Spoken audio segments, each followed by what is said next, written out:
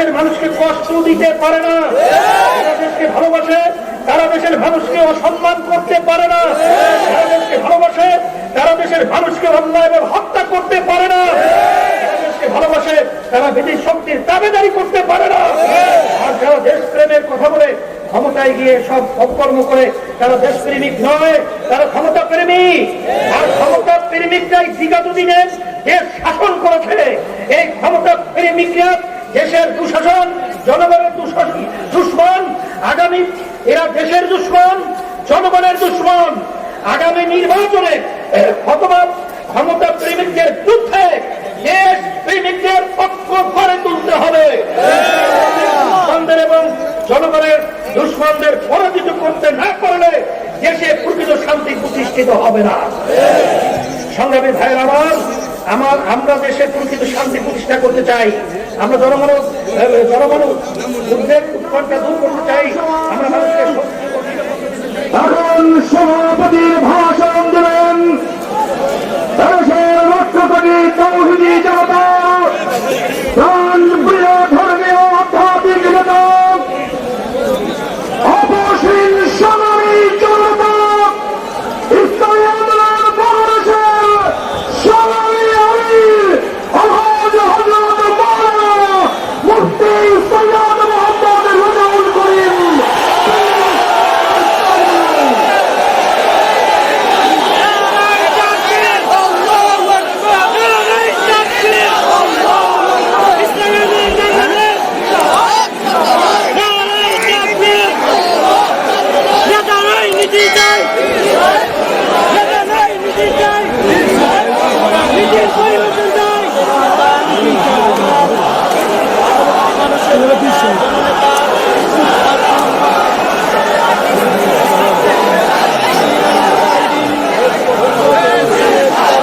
السلام عليكم ورحمة الله وبركاته. نحمده ونصلي على رسوله الكريم أما بعد فأعوذ بالله من الشيطان الرجيم بسم الله الرحمن الرحيم ولا تهنوا ولا تحزنوا وأنتم الأعلون إن كنتم مؤمنين صدق الله العلي العظيم. اللهم صل على حبيبنا ومولانا محمد صلى الله عليه وعلى اله وصحبه وبارك وسلم. أما بعد, আজকে বিশেষ করে যে উদ্দেশ্যে এই মহাসমাবেশ ডাকা হয়েছিল, আপনারা বিভিন্ন পর্যায়ে বিভিন্ন আলোচনার মাধ্যমে আমরা বিষয়টা অনেকটাই আমাদের পরিষ্কার হয়েছে। এখন আমরা আপনাদের সামনে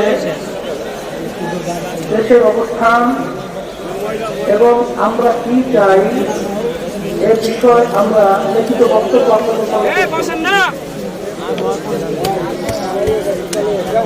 নাহমাদুহু ওয়া নুসাল্লি আলা রাসূলিহিল কারীম আম্মা বা'দ। নিত্য প্রয়োজনীয় দ্রব্যের অস্বাভাবিক মূল্য বৃদ্ধি, শিক্ষার সিলেবাসে ধর্মীয় শিক্ষার সংকট বন্ধ, ইসলাম দেশ ও মানবতা বিরোধী মতের বিধিমালা বাতিল, স্বাধীনতার মূল লক্ষ্য সাম্য, মানবিক মর্যাদা ও সামাজিক ন্যায় বিচার প্রতিষ্ঠা এবং দুর্নীতি ও সন্ত্রাস মুক্ত কল্যাণ রাষ্ট্র গঠনে ইসলামী হুকুমত কায়েমের লক্ষ্যে ইসলামী আন্দোলন বাংলাদেশের উদ্যোগে আয়োজিত আজকের এই জাতীয় মহাসমাবেশের উপস্থিত জাতীয় নেতৃবৃন্দ, ইসলামী আন্দোলন বাংলাদেশ, ইসলামী শ্রমিক আন্দোলন, ইসলামী যুব আন্দোলন, ইসলামী ছাত্র আন্দোলন বাংলাদেশ, জাতীয় উলামা মাসায়েখ আইন পরিষদ, জাতীয় শিক্ষক ফোরাম, ইসলামী মুক্তিযোদ্ধা পরিষদ ও ইসলামী আইনজীবী পরিষদ এর কেন্দ্রীয় ওলামায়ে কেরাম, শিক্ষাবিদ ও সাংবাদিক বন্ধুগণ, আইন শৃঙ্খলা রক্ষার দায়িত্বে নিয়োজিত প্রশাসনিক কর্মকর্তা ও সদস্যবৃন্দ, ইসলামী আন্দোলন বাংলাদেশ ও সকল সহযোগী সংগঠনের জেলা, মহানগর সহ সকল শাখা থেকে আগত নেতৃবৃন্দ সমবেত দেশপ্রেমিক শান্তিকামী জনতা, নানা প্রতিকূলতার মাঝেও রমজানের আগ মুহূর্তে ত্যাগ স্বীকার করে আজকের মহাসমাবেশে উপস্থিত হওয়ায় আমি শুরুতেই সবাইকে আন্তরিক মোবারকবাদ জানাচ্ছি। আমি কৃতজ্ঞতার ভরে স্মরণ করা সকল মুক্তিযোদ্ধা সহ দেশের জন্য আত্মদানকারী সকল বীর সেনানীদের। আমরা কি দাবি নিয়ে আজ এখানে সমবেত হয়েছি তা ইতিমধ্যেই আপনারা জানতে পেরেছেন। স্বাধীনতার 50 বছর পরও বাংলার মানুষকে খাদ্য, নিরাপত্তা, সাম্য, মানবিক মর্যাদা, সামাজিক ন্যায় বিচার, ভোটের অধিকারের জন্য আন্দোলন করতে হবে, মদের বিধিমালার বিরুদ্ধে আন্দোলন করতে হবে, ধর্মীয় শিক্ষার নিশ্চয়তা এবং সুষ্ঠু নির্বাচনের দাবিতে রাজপথে নামতে হবে, এ কথা ভাবতেও আমাদের লজ্জা হয়। ভাইয়েরা আমার, স্বাধীনতার 51তম বর্ষে আমরা উপনীত হয়েছি, অথচ আজকের সরকার 71 পূর্ববর্তী সরকারের মতো কোনো কোনো ক্ষেত্রে তাদের চেয়েও নিপীড়নমূলক আচরণ করছে। আমরা দীর্ঘ 1 মাসেরও আগে ঘোষণা দিয়েছি যে 31 মার্চ শহীদ উদ্যানে জাতীয় মহাসমাবেশ অনুষ্ঠিত হবে।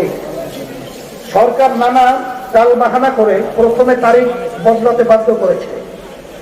তারপরেও আমরা আশা করেছিলাম যে পরবর্তীতে তারিখে শহীদ উদ্যানেই মহাসমাবেশ অনুষ্ঠিত হবে, কিন্তু তারা চরম অসৌজন্যমূলক আচরণ করে সেখানে সমাবেশ করতে দেয় নাই। ইসলামী আন্দোলন বাংলাদেশ একটি দাওয়াতমুখী শান্তিকামী রাজনৈতিক সংগঠন হওয়ার কারণে আমরা তা মেনে নিয়েছি, কিন্তু আজকের এই মহাসমাবেশ থেকে হুঁশিয়ার করে দিতে চাই, আমাদের এই শান্তিকামী আচরণকে দুর্বলত মনে করবেন না। রক্তে কেনা স্বাধীন বাংলাদেশ আমাদের পূর্বপুরুষের আমানত, অধিকার কি করে আদায় করতে হয় তা আমরা তা জানি। আমাদেরকে বাধ্য করবেন না। এদেশবাসীকে বাধ্য করার পরিণতি কত খারাপ হতে পারে তাই 71 থেকে শিক্ষা নিতে আহ্বান করছে। ভাইরা আমার, আজকে দেশের সাধারণ নাগরিকদের কোনো অধিকার নেই, কোনো সম্মান নেই। সকল অধিকার ভোগ করছে ক্ষমতাসীন এবং তাদের দোসররা। অথচ স্বাধীনতোত্তর দেশের মানুষ স্বপ্ন দেখেছিল স্বাধীন দেশে তাদের ন্যায্য অধিকার ফিরে পাবে, স্বাধীন নাগরিক হিসেবে মর্যাদা পাবে, সম্মান পাবে, বাক স্বাধীনতা পাবে, ন্যায় বিচার পাবে, জান মাল, ইজ্জত, আবরু এবং জীবনের নিরাপত্তা নিয়ে বেঁচে থাকতে পারবে, অর্থনৈতিক সাম্য, রুজির নিশ্চয়তা পাবে, একটি আত্মমর্যাদাশীল জাতি হিসেবে পৃথিবীর মানচিত্রে স্থান পাবে। কিন্তু দুঃখের বিষয় হলো স্বাধীনতা পরবর্তী যারাই ক্ষমতায় এসেছে সবাই জনগণের স্বপ্নকে গলা টিপে হত্যা করেছে, সবাই জনগণের সাথে অঙ্গীকার ভঙ্গ করেছে, গণমানুষের সঙ্গে প্রতারণা করেছে, দেশ শাসনের নামে জনগণকে জিম্মি করে রেখেছে, জনগণের সকল মৌলিক অধিকার হরণ করেছে, জনগণের সম্পদ লুণ্ঠন করেছে, গণতন্ত্রের নামে সর্বত্র দলীয়করণ এবং স্বৈরতন্ত্র প্রতিষ্ঠা করেছে, খুন ও খুনের রাজত্ব কায়েম করেছে, দুর্নীতি, লুটপাট এবং সুদ ও ঘুষকে রাষ্ট্রীয় নীতি হিসেবে প্রতিষ্ঠা করেছে। শাসক শ্রেণীর এহেন কর্মকাণ্ডের ফলে স্বাধীনতা আজ অর্থহীন হয়ে পড়েছে। গোটা সমাজ ও রাষ্ট্র ব্যবস্থায় এক ধরনের নৈরাজ্য চলছে, জনতাকে দুর্ভিক্ষের দিকে ঠেলে দেওয়া হয়েছে, জাতিকে নেশাগ্রস্ত করে স্বার্থ হাসিলের পায়তারা চলছে। দেশ আর এভাবে চলতে পারে না। সংগ্রামী ভাইরা আমার, গণমাধ্যমের পরিসংখ্যান অনুযায়ী 2010 থেকে 2020 সাল পর্যন্ত দ্রব্য মূল্য বেড়েছে 95%, জীবনযাত্রা ব্যয় বেড়েছে 92%, চালের দাম দ্বিগুণ হয়েছে, আটার দাম বেড়েছে 74%, 43% মানুষ বেঁচে থাকার জন্য খাবারের ব্যয় কমাতে বাধ্য হয়েছে। বিশ্বের বাংলাদেশই একমাত্র দেশ যেখানে নিম্নতম মজুরি আন্তর্জাতিক দরিদ্র সীমার নিচে। আইএলও জানিয়েছে 2010 সাল থেকে 2019 সালে এশিয়া ও প্রশান্ত মহাসাগরীয় অঞ্চলে সবচেয়ে বেশি হারে প্রকৃত নিম্নতম মজুরি কমেছে বাংলাদেশে। ভাইরা আমার, সরকার প্রায় দেশের মানুষের ক্রয় ক্ষমতা বাড়ার নানান চমকপ্রদ তথ্য দেয়, কিন্তু সিপিডির এ গবেষণায় দেখা গেছে যুক্তরাষ্ট্র কিংবা মালয়েশিয়ার একজন শ্রমিকের চেয়ে কম বেতন পেয়েও তাদের চেয়ে বেশি দামে নিত্য প্রয়োজনীয় পণ্য কিনছেন ঢাকার শ্রমিকেরা। আন্তর্জাতিক বাজারের চেয়ে 1.5 থেকে 2 গুণ বেশি দামে পণ্য কিনতে হচ্ছে ঢাকার একজন শ্রমিককে। ভাইরা আমার, এই দাম বাড়ার কারণ মূলত কৃত্রিম মধ্যস্বত্ব ভোগীদের কারণেই দাম বাড়ে বলে মন্ত্রণালয়ের প্রতিবেদনেই উঠে এসেছে। সরকার দলের সমর্থন পুষ্ট মধ্যস্বত্ব ভোগীরা স্তরে স্তরে দ্রব্যের দাম বৃদ্ধি করে, পথে ঘাটে পুলিশ স্থানীয় মাস্তানরা চাঁদাবাজি করে, বিদেশ থেকে পণ্য আমদানি করার ক্ষেত্রে সরকার ঘনিষ্ঠ ব্যবসায়ীরা নানা ধরনের কারসাজি করে পণ্যের দাম বৃদ্ধি করে। সরকারের ভুল মুদ্রানীতি, শুল্ক নীতি, আমদানি সিদ্ধান্তে অপরিণামদর্শিতা দ্রব্যমূল্যের বৃদ্ধির অন্যতম কারণ।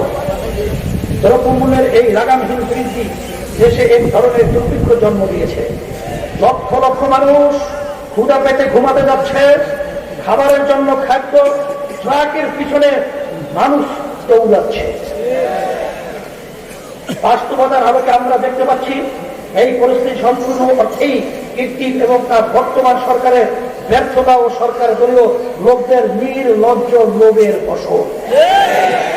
সেজন্য ইসলামী আন্দোলন বাংলাদেশ জোর দাবি জানাচ্ছে অবিলম্বে দেশের খাদ্য উৎপাদন, সরবরাহ, বিতরণ ও সংরক্ষণ সহ প্রতিটি স্তরে মধ্যস্বত্ব ভোগীদের উৎপাদ কঠোর হাতে দমন করতে হবে। টিসিবিকে শক্তিশালী করে দেশবাসী রাষ্ট্রীয় খাদ্য সরবরাহ প্রণালী গড়ে তুলতে হবে। সিন্ডিকেট বাজি বন্ধ করতে আইন শৃঙ্খলা বাহিনীকে কঠোর হতে হবে। রাষ্ট্রীয় সিদ্ধান্ত গ্রহণে ব্যবসায়ীদের দৌরত্ব কমাতে হবে। যে কোনো মূল্যে খাদ্যদ্রব্যের দাম সহনীয় করতে হবে। সরকার যদি এই ক্ষেত্রে ব্যর্থ হয় তাহলে তাদেরকে ক্ষমতা থেকে সরে যাওয়ার আহ্বান জানাচ্ছি। আল্লাহ তাআলা বলেছেন, ইয়া আইয়ুহাল্লাযীনা আমানু ইন্নামাল খামরু ওয়াল মাইসিরু ওয়াল আনসাবু ওয়াল আজলাম রিজসুম মিন আমালিশ শাইতান ফাজতানিবুহু লাআল্লাকুম তুফলিহুন। হে মুমিনগণ, নিশ্চয়ই মদ, জুয়া, প্রতিমা, বেদী ও ভাগ্য নির্ধারক তীর সমূহ নাপাক শয়তানের কর্ম। সুতরাং তোমরা তা পরিহার করো যাতে তোমরা সফল কাম হতে পারো। রাসূল আকরাম সাল্লাল্লাহু আলাইহি ওয়াসাল্লাম বলেন, আল্লাহ রাব্বুল আলামিন অভিশাপ দিয়েছেন মদের উপর, তা পানকারীর উপর, যে পান করায় তার উপর, যে বিক্রি করে তার উপর, যে তার নিষ্কাশন করে এবং যার আদেশে নিষ্কাশন করে তার উপর, আর যে ব্যক্তি তা বহন করে এবং যার কাছে পৌঁছে দেয় সবার উপর।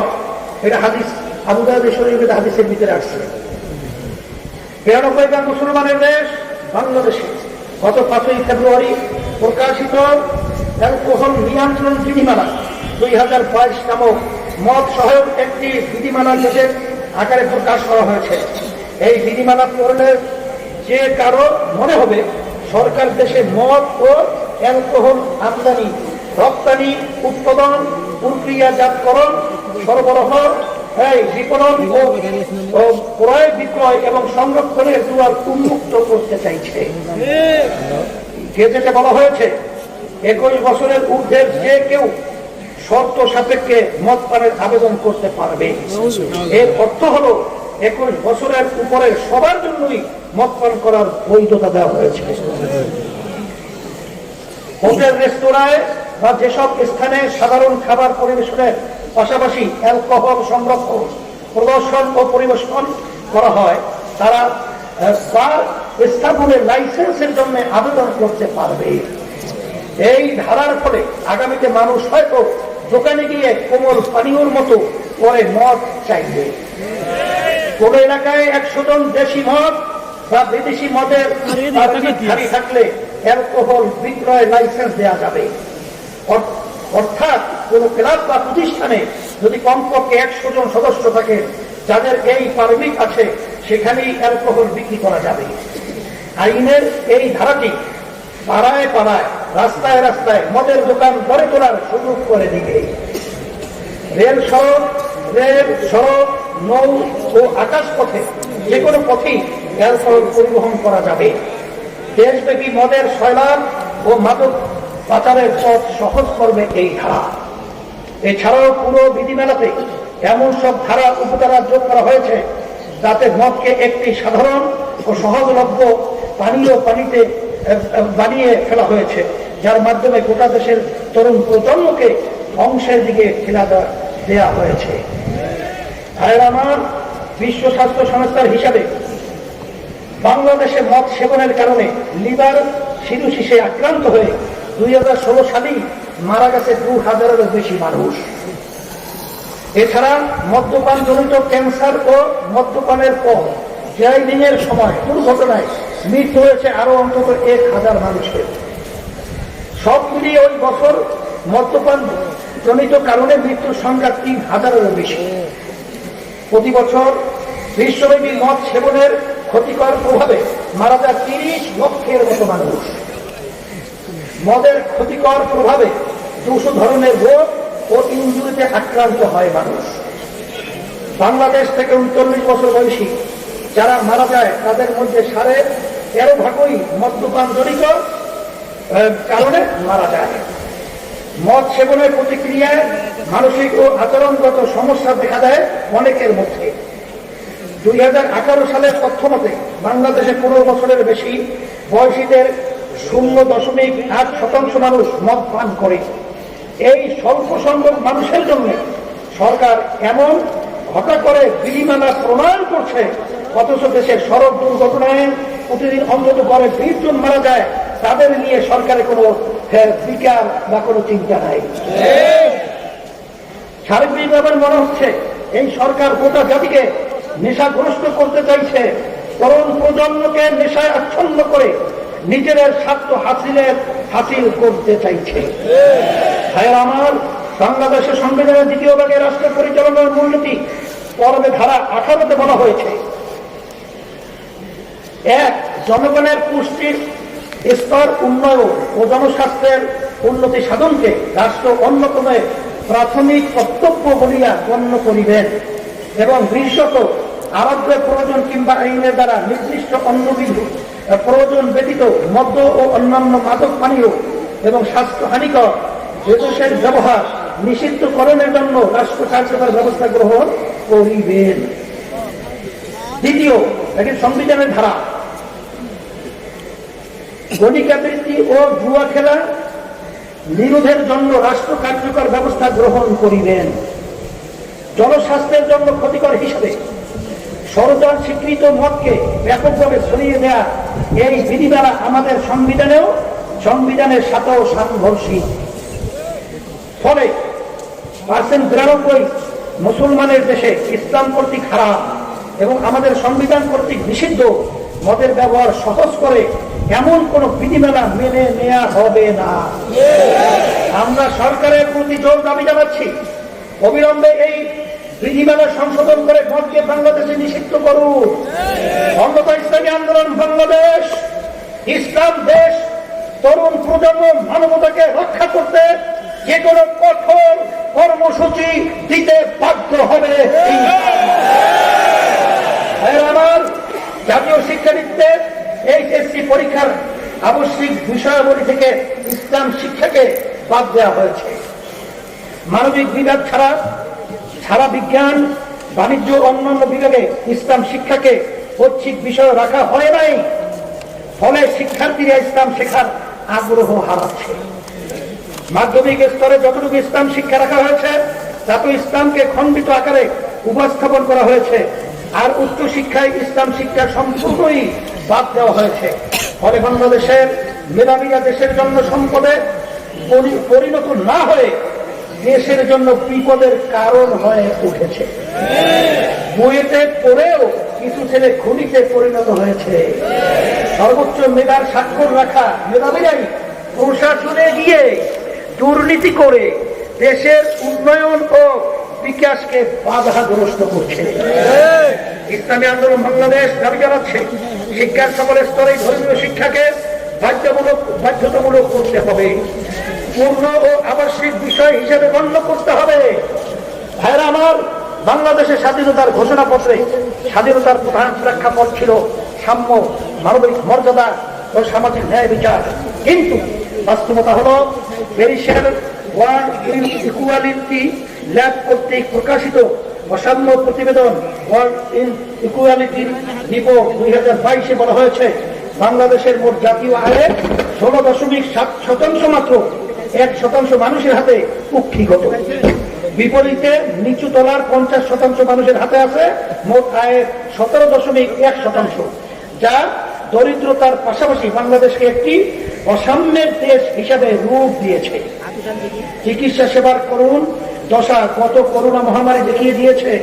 সার্বিক পরিস্থিতিতে স্বাধীনতার 50 বছর পরেও দেশে সাম্য, মানবিক মর্যাদা ও সামাজিক ন্যায় বিচার প্রতিষ্ঠিত হয় নাই। দিনী ওলামায়ে কেরাম সহ হাজার হাজার নাগরিককে কেবলমাত্র রাজনৈতিক মতপার্থক্যের কারণে বিনা বিচারে কারণান্তরিত করে রাখা হয়েছে। ইসলামী আন্দোলন বাংলাদেশ জোর দাবি জানাচ্ছে যে কর নীতি ও কর ব্যবস্থার উন্নতি করতে হবে, সম্পদের পুঞ্জি ভবন রোধ করতে হবে, এবার জাকাতকে রাষ্ট্রীয় ব্যবস্থাপনার অধীনে আনতে হবে, কালো টাকার জন্ম ও ব্যবহার বন্ধ করতে হবে, সম্পদের পুরো বিনিয়োগ নিশ্চিত করতে হবে, সামগ্রিকভাবে ইসলামী অর্থনীতির প্রবর্তন করতে হবে, উলামায়ে কেরাম সহ সকল রাজবন্দীর মুক্তি দিতে হবে।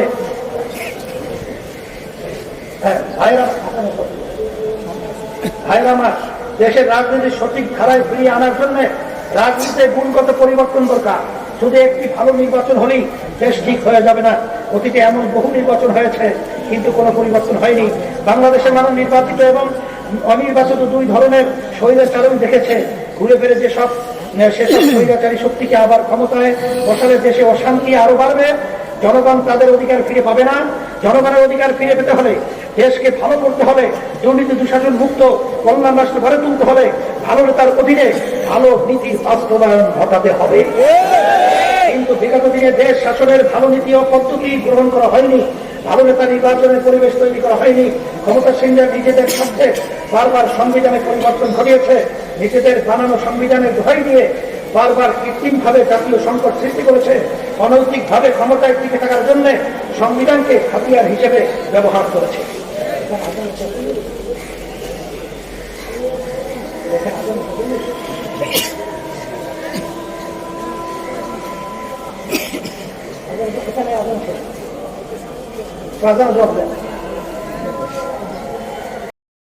সংগ্রামী ভাইরা আমার, দেশের মানুষ আজ আতঙ্কিত, দেশের ভবিষ্যৎ নিয়ে আমরাও আজ চিন্তিত।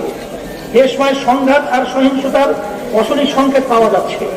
ক্ষমতাসীন আওয়ামী লীগ নবম জাতীয় সংসদে একতরফাভাবে সংবিধানের পঞ্চদশ সংশোধনী পাশ করার পর থেকেই রাজনৈতিক সংকটের নতুন মাত্রা যোগ হয়েছে। আমরা বারবার রাজনৈতিক সংকট উত্তরণের দাবি জানিয়ে আসছি। দেশের প্রায় সব রাজনৈতিক দল এবং নাগরিক সমাজের প্রতিনিধিগণ সংকট সমাধানের উদ্যোগ গ্রহণের কথা বলে আসলেও কার্যকর কোনো উদ্যোগ গ্রহণ করা হয় নাই। আওয়ামী লীগ সরকার দেশের নির্বাচন ব্যবস্থাকেই ধ্বংস করে ফেলেছে। বিগত 13 বছরে দেশে কোনো সুষ্ঠু নির্বাচন হয়নি। স্থানীয় সরকারের নির্বাচনগুলোতেও জনগণ তাদের পছন্দের প্রার্থীকে ভোট দিতে পারেনি। ক্ষমতাসীনরা তাদের দলীয় লোকদেরকে নির্বাচিত করার জন্য এমন কাজ নেই যা করেনি। নির্লজ্জভাবে মানুষের ভোটাধিকার কেড়ে নেওয়া হয়েছে। নির্বাচন কমিশন এবং প্রশাসনকেই নিরপেক্ষ ভূমিকা পালন করেনি। ফলে নির্বাচনকে মানুষ এখন প্রহসন এবং তামাশা মনে করে আগামীতে মানুষ আর তামাশা ও প্রহসনের নির্বাচন দেখতে চায় না। ভাইরা আমার, বর্তমান বিতর্কিত সরকারের ক্ষমতার মেয়াদ প্রায় শেষ প্রান্তে। নিয়মতান্ত্রিকভাবে সরকারের পরিবর্তন হতে হলে একটি সুষ্ঠু নির্বাচন লাগবে। আমরা চাই একটি সুষ্ঠু গ্রহণযোগ্য নির্বাচনের মাধ্যমে নিয়মতান্ত্রিকভাবে ক্ষমতার ফলাফল হোক, কিন্তু আগামী জাতীয় নির্বাচন কিভাবে হবে তা এখন পরিষ্কার নয়। ক্ষমতাসীনরা এবারও জাতীয় সংসদ বহাল রেখে নির্বাচন করতে চায়। আমাদের অভিজ্ঞতা হলো জাতীয় সংসদ বহাল রেখে নির্বাচন হলে সেই নির্বাচন সুষ্ঠু গ্রহণযোগ্য হবে না, বরং আবারও 2014-18 নির্বাচনের মতো নির্বাচনের নামে প্রহসন হবে। রাতের ভোটে নির্বাচন বর্তমান ভোটে নির্বাচিত বর্তমান সংসদের কোন নৈতিক বৈধতা নেই। এই অবৈধ সংসদ বহাল রেখে কোন নির্বাচন দেশবাসী মেনে নিবে না। অতএব আমরা বর্তমান সংসদ ভেঙে দিয়ে পরবর্তী 90 দিনের মধ্যে একটি দল নিরপেক্ষ নির্বাচনকালীন সরকারের অধীনে সকলের অংশগ্রহণের একটি গ্রহণযোগ্য জাতীয় নির্বাচন চাই। আমরা আমাদের এই প্রিয় দেশকে ভালোবাসি। দেশকে ভালোবাসা প্রত্যেকটা নাগরিকের দায়িত্ব। যারা দেশকে ভালোবাসে তারা দুর্নীতি করতে পারে না, যারা দেশের সম্পদ লুট করতে পারে না। বিচার ও সুশাসন প্রতিষ্ঠা করতে চাই। আমরা মানুষের মানবীয় ও মৌলিক অধিকার ফিরিয়ে দিতে চাই। আমরা সাম্প্রদায়িক সম্প্রীতি চাই। আমরা সহিংসতার জিঘাংসা আর ধ্বংসের রাজনীতির শির অবসান চাই। আমরা দেশের সকল নাগরিকের শান্তিপূর্ণ ভ্রাতৃপ্রতিম সহাবস্থান চাই। আমরা দেশকে ঐক্যবদ্ধভাবে উন্নতি ও সমৃদ্ধির পথে এগিয়ে নিতে চাই। আর এর জন্য আমরা কালজয়ী আদর্শ ইসলামের আলোকে বাংলাদেশকে একটি কল্যাণ রাষ্ট্রে পরিণত করতে চাই। বাংলাদেশের শোষিত বঞ্চিত মানুষ আজ বুঝতে পারছে ইসলাম ছাড়া তাদের মুক্তির কোনো পথ নেই। এদেশের মানুষ সামাজিক এবং রাষ্ট্রীয় ইসলাম চায়। অলি ইসলামী আন্দোলনের পক্ষে আজ দেশে গণজাগরণ সৃষ্টি হয়েছে। আজকের এই জনসমুদ্র প্রমাণ করেছে আগামীতে ইসলামকে আর দেশের দাবিয়ে রাখা যাবে না এবং দেশের পক্ষে যে কোনো ষড়যন্ত্র চক্রান্ত আমরা ঐক্যবদ্ধভাবে মোকাবেলা করবই ইনশাআল্লাহ। আমার ইসলাম নিয়ে সমাজের মানুষের মধ্যে এখন কিছু ভুল ধারণা রয়েছে। অনেকের ধারণা রাষ্ট্রীয় ইসলাম প্রতিষ্ঠিত হলে রাষ্ট্রের সবকিছু ওলটপালট হয়ে যাবে, অন্য ধর্মের মানুষ তাদের অধিকার হারাবে, নারীরা গৃহবন্দী হবে, মানুষের জীবন যাত্রা কঠিন হয়ে যাবে। যারা ইসলাম প্রসঙ্গে সব ভুল ধারণা নিয়ে আতঙ্কিত তাদেরকে আশ্বস্ত করতে করে আমি বলতে চাই, রাষ্ট্রে ইসলাম বিচার হলে মানুষের প্রয়োজন রাষ্ট্রে যেসব প্রতিষ্ঠান গড়ে উঠেছে সব বহাল থাকবে। রাষ্ট্রের যেই অবস্থানে কর্মরত আছে সে সেখানেই থাকবে। কারো উপর কোনো অন্যায় করা হবে না, তবে কেউ দুর্নীতি করতে পারবে না, কেউ রাষ্ট্রীয় সম্পদ অপচয় করতে পারবে না, কেউ জনগণকে হয়রানি করতে পারবে না। ইসলামী রাষ্ট্রে অন্য ধর্মের লোকজন আরো বেশি সুবিধা ভোগ করবে। তাদের ধর্মকর্মের পূর্ণ স্বাধীনতা থাকবে, তাদের যানবাহন এবং নিরাপত্তার নিশ্চয়তা বিধান করা হবে। তারা রাষ্ট্রের সকল সুযোগ সুবিধা ভোগ করবেন। রাষ্ট্রে ইসলাম বিজয় হলে নারীরা সবচেয়ে বেশি সম্মানিত হবে। সকল নাগরিক সুযোগ সুবিধায় নারীদেরকে অগ্রাধিকার দেওয়া হবে। নারীদের শিক্ষা এবং কর্মসংস্থানের সুযোগ আরো বিস্তৃত এবং আরো নিরাপদ করা হবে। এক কথায় রাষ্ট্রে ইসলাম প্রতিষ্ঠিত হলে মানুষের জন্য এবং রাষ্ট্রের জন্য যা কল্যাণ তার কিছুই পরিবর্তন করা হবে না। মানুষের জন্য যা অকল্যাণ এবং দেশের জন্য যা ক্ষতিকর তাই শুধু পরিবর্তন করা হবে। ইসলামই একমাত্র জীবন ব্যবস্থা যেখানে মানুষের জন্য শুধু কল্যাণই রয়েছে। আমরা এই কল্যাণ প্রতিষ্ঠার রাজনীতি করি। আসুন আমরা কল্যাণ প্রতিষ্ঠার জন্য সবাই ঐক্যবদ্ধ হই। ভাইয়ের আমার, ইসলামী আন্দোলন বাংলাদেশ একটি নিয়মতান্ত্রিক গণমুখী রাজনৈতিক দল। যে কোনো অংশগ্রহণমূলক নির্বাচনে প্রতিদ্বন্দ্বিতা করার জন্য ইসলামী আন্দোলন প্রস্তুত। আপনাদেরকে এখন থেকেই শান্তির প্রতীক হাত পাখা নিয়ে জনগণের দ্বারে দ্বারে পৌঁছে যেতে হবে। প্রত্যেকটা ভোটারের কাছে ইসলামের দাওয়াত, ইসলামী আন্দোলনের দাওয়াত, হাত পাখার দাওয়াত পৌঁছে দিতে হবে। অতীতে যারা দেশ শাসন করেছে জনগণের কাছে তাদের নতুন কিছু বলার নেই। মানুষ তাদের কর্মকাণ্ড দেখেছে, তাদের প্রতি জনগণের কোনো আস্থা নেই। অতএব জনগণের আস্থা অর্জনে ইসলামী আন্দোলনের নেতা কর্মীদেরকে জনগণের হৃদয় জয় করতে হবে, মানুষের সেবা করতে হবে, দেশের কল্যাণে ঝাঁপিয়ে পড়তে হবে। দেশবাসী করি আমাদের আহ্বান, আপনারা অন্যায় অবিচার আর জুলুমকারীদেরকে বর্জন করুন, দুর্নীতিবাজদেরকে চিরতরে প্রত্যাখ্যান করুন, ন্যায়ের পক্ষে এবং কল্যাণের পক্ষে অবস্থান দিন, শান্তি প্রতিষ্ঠা ইসলামী আন্দোলনকে শক্তিশালী করুন। দেশের সকল স্তরের মানুষের অপর ভাতৃপ্রতি ইসলামী সংগঠন এবং সকল মতের ইসলামপন্থীদের প্রতি আমার বিশেষ আহ্বান, আসলে আমরা এদিক সেদিক ছুটাছুটি না করে ইসলামকে রাষ্ট্র ক্ষমতায় নেওয়ার জন্য একটি কার্যকর ও টেকসই ঐক্য গড়ে তুলি। আমরা যদি কার্যকর এবং ফলপ্রসূ ঐক্য করে তুলতে পারি তাহলে ঐক্যবদ্ধ ইসলামী শক্তি হবে এদেশের প্রধান রাজনৈতিক শক্তি। মানুষের কল্যাণে সঠিকভাবে কাজ করি, তাহলে আল্লাহ তাআলা পবিত্র কালামে ওয়াদা করেছেন আমাদেরকে খেলাফতের দায়িত্ব প্রদান করিবেন। আর আল্লাহ যদি আমাদেরকে কবুল করেন, জনগণের সমর্থন নিয়ে যদি আমরা ক্ষমতায় যেতে পারি, তাহলে দেশে ন্যায়ের শাসন প্রতিষ্ঠা করব, সকল নাগরিকের মৌলিক অধিকার সুরক্ষা করব, দুর্নীতি উৎখাত করব, প্রতিহিংসা জিজ্ঞাসার পরিবর্তে সমঝোতা সহনশীলতার রাজনীতির বিকাশ ঘটাবো, প্রতিবেশী রাষ্ট্র সহ বিশ্ব সম্প্রদায়ের সাথে সুসম্পর্ক বজায় রাখবো, সুদ ঘুষ এবং অপচয় বন্ধ করবো, মাদক চাঁদাবাজি উৎখাত করবো, নারী নির্যাতন মানব পাচার প্রতিরোধ করবো, দ্রব্যমূল্যকে মানুষের সামর্থ্যের মধ্যে রাখবো, সিন্ডিকেটবাজি বন্ধ করবো, সন্ত্রাস নির্মূল করবো, দলীয়করণ বন্ধ করবো এবং সৃষ্টের লালন এবং সুষ্ঠের প্রবল নীতি গ্রহণ করব, সুষম অর্থনৈতিক ব্যবস্থার মাধ্যমে ধনী দরিদ্রের ব্যবধান কমাবো এবং সাম্প্রদায়িক সম্প্রীতি প্রতিষ্ঠা করব, বেকারত্ব দূর করব এবং কৃষক শ্রমিক সহ সকল শ্রমজীবী ও পেশাজীবী মানুষের ন্যায্য অধিকার প্রতিষ্ঠা করব, নারী সমাজের প্রকৃত মর্যাদা অধিকার প্রতিষ্ঠা করব, সংখ্যালঘু এবং পিছিয়ে পড়া ক্ষুদ্র নৃগোষ্ঠীর অধিকার সুরক্ষা করব, স্বাধীন বিচার ব্যবস্থা কায়েম করব এবং গণমাধ্যমের স্বাধীনতা প্রদান করব, বাংলাদেশের উন্নতি অগ্রগতি এবং সমৃদ্ধির মাধ্যমে বিশ্বে একটি উন্নত মডেল কল্যাণ রাষ্ট্রে পরিণত করব ইনশাআল্লাহ। এই স্বপ্নের বাংলাদেশ বাস্তবায়ন আমরা মানবতার মুক্তিদূত প্রিয় নবী হযরত মুহাম্মদ রাসূলুল্লাহ সাল্লাল্লাহু আলাইহি ওয়াসাল্লাম এবং সোনালী যুগের খোলাফায়ে রাশেদার রাষ্ট্র দর্শন অনুসরণ করব ইনশাআল্লাহ। আল্লাহ তাআলা আমাদের এই স্বপ্ন বাস্তবায়নের তৌফিক দান করুন। স্বাধীনতার মূল লক্ষ্য সাম্য, মানবিক মর্যাদা ও সামাজিক ন্যায় বিচার প্রতিষ্ঠা এবং দুর্নীতি ও সন্ত্রাস মুক্ত কল্যাণ রাষ্ট্র গঠনে ইসলামী হুকুমত কায়েমের লক্ষ্যে এবং সুষ্ঠু নিরপেক্ষ ও গ্রহণযোগ্য জাতীয় নির্বাচন অনুষ্ঠানে আমাদের দাবিসমূহ, আমাদের দাবি এক, যে কোনো মূল্যে দ্রব্যমূল্যের ঊর্ধ্বগতি রোধ করতে হবে, বাজার কারসাজির সাথে জড়িতদের আইনের আওতায় আনতে হবে,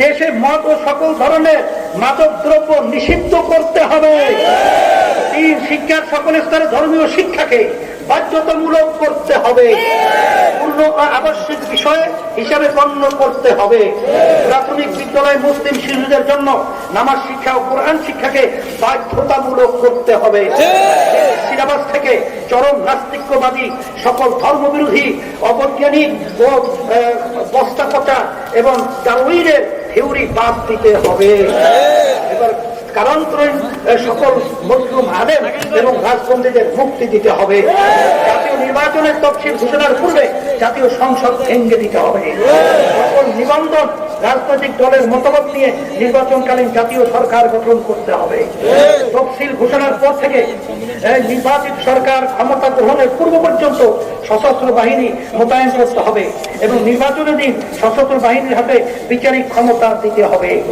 নির্বাচনের সকল দলের জন্য সমান সুযোগ তৈরি করতে হবে, রেডিও টিভি সহ সকল সরকারি বেসরকারি গণমাধ্যমে সবাইকে সমান সুযোগ দিতে হবে এবং রাজনৈতিক দলের নেতা কর্মীদের বিরুদ্ধে সকল ধরনের হয়রানি বন্ধ করতে হবে, দুর্নীতিবাজদেরকে নির্বাচনে অযোগ্য ঘোষণা করতে হবে, নির্বাচনে ইভিএম ব্যবহার বন্ধ রাখতে হবে, স্থিতিশীলতা জাতীয় সংহতি ও কার্যকর সংসদ প্রতিষ্ঠায় জাতীয় নির্বাচনে সংখ্যানুপাতিক প্রতিনিধিত্ব পদ্ধতি পিআর নির্বাচন ব্যবস্থার প্রবর্তন করতে হবে, গণমাধ্যম নিয়ন্ত্রণের উদ্দেশ্যে বিতর্কিত ডিজিটাল নিরাপত্তা আইন বাতিল করতে হবে, সকল রাজনৈতিক দলের জন্য সভা সমাবেশ সহ সাংবিধানিক স্বীকৃত সকল রাজনৈতিক কর্মসূচি ও বাক স্বাধীনতা উন্মুক্ত করতে হবে।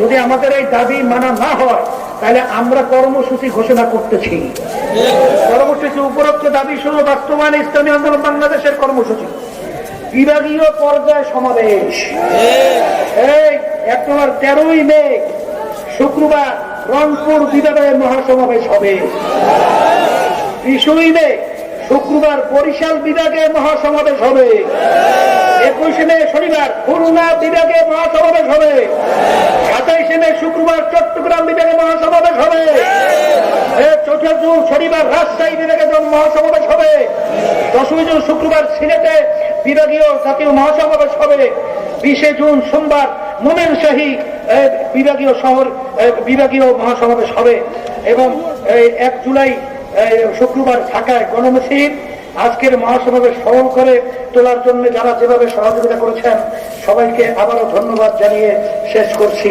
আল্লাহ হাফেজ। আখির দাওয়ানা আলহামদুলিল্লাহি রাব্বিল আলামিন। আসসালামু আলাইকুম ওয়া রাহমাতুল্লাহি ওয়া বারাকাতুহু। আল্লাহ এই সমাবেশকে আপনি দিনের জন্য কবুল করে নেন। আল্লাহ দেশের জন্য, জনগণের জন্য আপনি কবুল করে নেন। হককে আমাদের কাছে হক হিসেবে প্রকাশ করে দেন। আল্লাহ আমাদের সকলকে হকের পক্ষে থাকার তৌফিক দান করেন। আল্লাহ যারা নাকি হকের পক্ষের বিরোধিতা করছে আল্লাহ ওদের নসিবে হেদায়েত দেন, নাহলে আপনি ওদেরকে ধ্বংস করে দেন। আল্লাহ ইসলাম মুসলমানদেরকে আপনি হেফাজত করেন। আল্লাহ আমাদের শায়েখদের এবং এই প্রতিষ্ঠা আমির সহ আল্লাহ যারা ইসলামী নেতা কবরে শুয়ে আছে তাদের কবরে বেহেশতের বাগান বাড়িয়ে দেন। আল্লাহ মাদানী সাহেবদের অসুস্থ আমাদের ভাই মেজো ভাই আল্লাহ সুস্থ করে, আর যারাই মমতাজ বেড়ে অসুস্থ সবাইকে সুস্থ করে দেন। সুবহান রাব্বিকা রাব্বিল ইজ্জাতি আম্মা ইয়াসিফুন ওয়া সালামুন আলাল মুরসালিন আলহামদুলিল্লাহি রাব্বিল আলামিন।